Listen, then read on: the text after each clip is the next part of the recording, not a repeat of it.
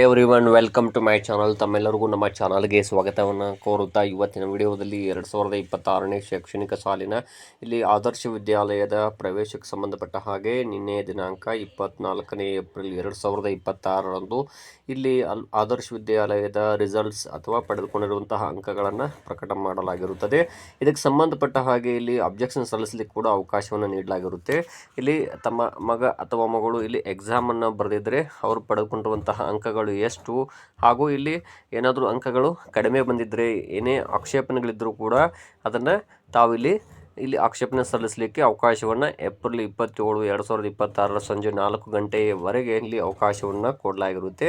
ಹಾಗಾದರೆ ಅದಕ್ಕೆ ಸಂಬಂಧಪಟ್ಟ ಹಾಗೆ ಯಾವ ರೀತಿ ಆಕ್ಷೇಪಣೆ ಸಲ್ಲಿಸಬೇಕು ಅನ್ನೋದನ್ನು ಕೂಡ ಅವರು ತಿಳಿಸಿರ್ತಾರೆ. ಇಲ್ಲಿ ನಾನು ತಮಗೆ ಒಂದು ಮಾಡೆಲನ್ನು ತಿಳಿಸ್ಕೊಡ್ತಾ ಇದ್ದೀನಿ. ಇಲ್ಲಿ ಅವರು ತಿಳಿಸಿರುವ ಹಾಗೆ ದಯವಿಟ್ಟು ನಿಮ್ಮ ನೋಂದಣಿ ಸಂಖ್ಯೆ, ಪಡೆದುಕೊಂಡ ಅಂಕಗಳು, ನಿರೀಕ್ಷಿತ ಅಂಕಗಳು ಹಾಗೂ ಸಮರ್ಪಕವಾದ ಕಾರಣವನ್ನು ಉಲ್ಲೇಖಿಸಿ ಏಪ್ರಿಲ್ 27, 2026 ಸಂಜೆ 4 ಗಂಟೆ ಒಳಗಾಗಿ ಅವರು ನೀಡಿರುವಂಥ ಈ ಇಮೇಲ್ ಅಡ್ರೆಸ್ಗೆ ತಾವು ಇಲ್ಲಿ ಅಪ್ಲಿಕೇಶನನ್ನು ಸಲ್ಲಿಸಬೇಕು. ಅದಕ್ಕೆ ಸಂಬಂಧಪಟ್ಟ ಹಾಗೆ ಆಕ್ಷೇಪಣೆಗಳನ್ನು ಅಂತ ಹೇಳಿದ್ದಾರೆ. ಈ ಡೇಟ್ ನಂತರ ತಾವು ಆಕ್ಷೇಪಣೆಗಳನ್ನು ಸಲ್ಲಿಸಿದ್ರು ಕೂಡ ಅದನ್ನು ಪರಿಗಣಿಸಲಾಗುವುದಿಲ್ಲ ಅಂತ ತಿಳಿಸಿದ್ದಾರೆ. ಹಾಗಾದರೆ ತಾವು ಏನು ಮಾಡಬೇಕು ಅಂದರೆ, ಫಸ್ಟ್ ತಾವು ಇಲ್ಲಿ ಜಿಮೇಲ್ ಅಕೌಂಟನ್ನು, ತಮ್ಮದು ಏನು ಜಿಮೇಲ್ ಆ್ಯಪ್ ಇದೆ ಅದನ್ನು ಓಪನ್ ಮಾಡಬೇಕು. ಫಸ್ಟು ಅದನ್ನು ಓಪನ್ ಮಾಡಿದ ನಂತರ ಇಲ್ಲಿ ಫಸ್ಟ್ ಸ್ಟೆಪ್ ನೋಡ್ತಾ ಹೋಗಿ ಇಲ್ಲಿ ಏನು ನಾನು ಮಾಡಿಕೊಟ್ಟಿದ್ದೆ ನೋಡಿರಿ, ಕಂಪೋಸ್ ಅಂತ ಇರುತ್ತೆ, ಅದನ್ನು ಕ್ಲಿಕ್ ಮಾಡಬೇಕು.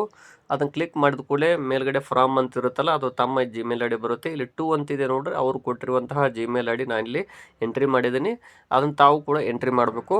ಅದು ಎಂಟ್ರಿ ಆದ ನಂತರ ನೆಕ್ಸ್ಟ್ ಇಲ್ಲಿ ಏನು ಕೇಳುತ್ತೆ ಅಂದ್ರದು ಇಲ್ಲಿ ನೋಡ್ತಾ ಹೋಗಿ 2 ಆದಮೇಲೆ ಸಬ್ಜೆಕ್ಟ್ ಕೇಳ್ತದೆ. ಸಬ್ಜೆಕ್ಟ್ ಏನಂತ ಟೈಪ್ ಮಾಡಬೇಕು ಅಂದರೆ ಇಲ್ಲಿ objection to Adarsh Vidyalaya results ಅಂತಿರುತ್ತೆ, ಅದನ್ನು ತಾವು ಟೈಪ್ ಮಾಡಬೇಕು.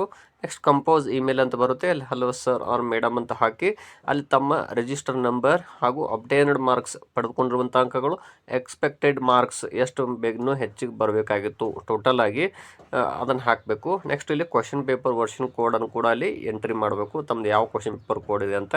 ಅದು ಆದಮೇಲೆ ರೀಸನ್ ಇಲ್ಲಿ ಬರೀಬೇಕು. ಏನು ಅಂದರೆ, ನಾನು ತಮ್ಮ ಇಲಾಖೆಯಿಂದ ಬಿಡುಗಡೆಗೊಂಡ ಕೀ ಉತ್ತರಗಳನ್ನು ಚೆಕ್ ಮಾಡಿಕೊಂಡಿದ್ದೇನೆ, ಅದರ ಪ್ರಕಾರ ನನಗೆ ಇಲ್ಲಿ ಇಷ್ಟು ಅಂಕಗಳು ಬರಬೇಕಿತ್ತು, ಆದರೆ ನಿನ್ನೆ ಬಿಡುಗಡೆಗೊಂಡಂಥ ಫಲಿತಾಂಶ ಪ್ರಕಾರ ನನಗೆ ಕಡಿಮೆ ಅಂಕ ಬಂದಿವೆ, ದಯವಿಟ್ಟು ಇನ್ನೊಮ್ಮೆ ಪರಿಶೀಲಿಸಿ, ಧನ್ಯವಾದಗಳು ಅಂತ ಹಾಕಿ ಅದರ ನಂತರ ತಾವೇನು ಮಾಡಬೇಕು, ಅಲ್ಲಿರುವಂತಹ ಕೀ ಆನ್ಸರ್ಗಳನ್ನು ಕೂಡ ತಾವು ಅಲ್ಲಿ ಏನು ಅಪ್ಲೋಡ್ ಮಾಡ್ಬೋದು.